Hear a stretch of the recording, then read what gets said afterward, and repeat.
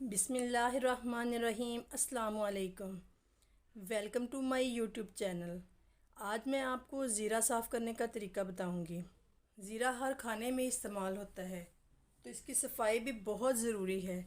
जैसे बिगिनर्स को नहीं पता होता कि जब बाज़ार से ज़ीरा लाया जाता है तो उसको साफ़ करने की ज़रूरत होती है, तो ये वीडियोस बिगिनर्स के लिए भी है और बाकी सब लोगों के लिए भी है कि ज़ीरा को साफ़ किस तरह से किया जाता है। तो सबसे पहले ये देखिए, मैंने एक बाउल के अंदर ज़ीरा ले लिया है। ये देखिए, इसके अंदर से डस्ट उड़ रही है अभी भी। अब मैं इसके अंदर ये पानी डाल दूँगी। वॉश करने से एक तो इसकी डस्ट रिमूव होगी और दूसरा ये केमिकल से भी पाक हो जाएगा।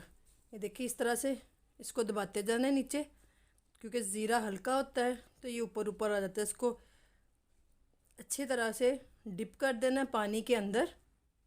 चलें जी, हमारा ज़ीरा अच्छी तरह से पानी के अंदर डिप हो गया। अब देखिए, पानी का कलर भी चेंज हो गया।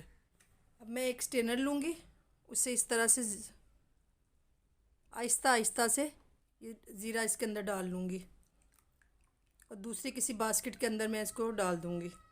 ये आराम आराम से हमने जो ज़ीरा ऊपर, जैसे जैसे ज़ीरा ऊपर आता जाएगा वैसे वैसे हमने इसको इसके अंदर डालते जाना है। ये देखें, तकरीबन मैंने सारा ज़ीरा इसके अंदर से निकाल दिया है। ये देखिए, इसका कलर भी चेंज हो गया है और उसके नीचे कितनी मिट्टी बैठी हुई थी। पानी में निकालने के बाद मैंने इसको एक बास्केट में शिफ्ट कर दिया था। अब मैं इसके अंदर दोबारा से फिर पानी डालूँगी। ये देखें, जब भी आप कोशिश करें कि ज़्यादातर मसाला जात जो है वो साबुत घर लेके आएँ, उनको अपनी निगरानी में साफ़ सुथरा करके फिर इस्तेमाल करें, क्योंकि बाहर तो वो इसी तरह से पीस के आपको डिब्बे में डाल के दे देते हैं, तो ये आपकी सेहत पे इसका अच्छा असर नहीं पड़ता। देखिए, अच्छी तरह से इसका पानी निकाल देना है आपने।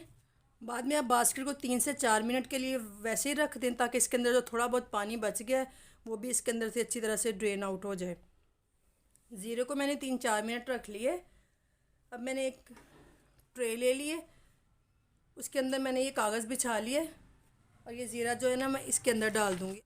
आप चारपाई के ऊपर भी डाल सकते हैं, कोई कपड़ा बिछाएं, चारपाई को धूप में रख लें और उसके ऊपर धनिया को, इसको चारपाई को आप धूप में रख लें और ज़ीरे को उसके ऊपर बिछा दें, तो ये 2-3 घंटों के अंदर अंदर सूख जाएगा।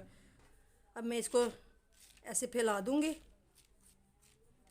अच्छी तरह से। ये तकरीबन 3-4 घंटे धूप के अंदर रखेंगे तो ये सारा ड्राई हो जाएगा।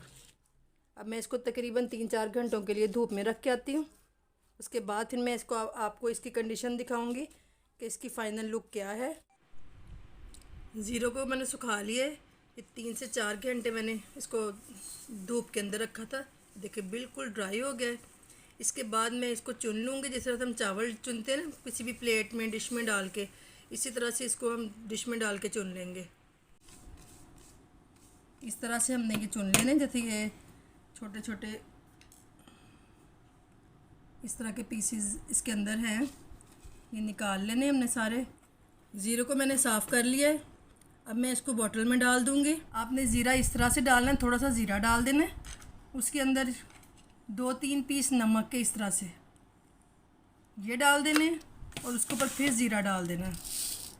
ये 1 पीस हम नमक का और डाल देंगे और साथ ये 1 हींग का टुकड़ा ये इसके अंदर शामिल करेंगे और बाकी जो सारा ज़ीरा है ना वो इसके अंदर शामिल कर देंगे।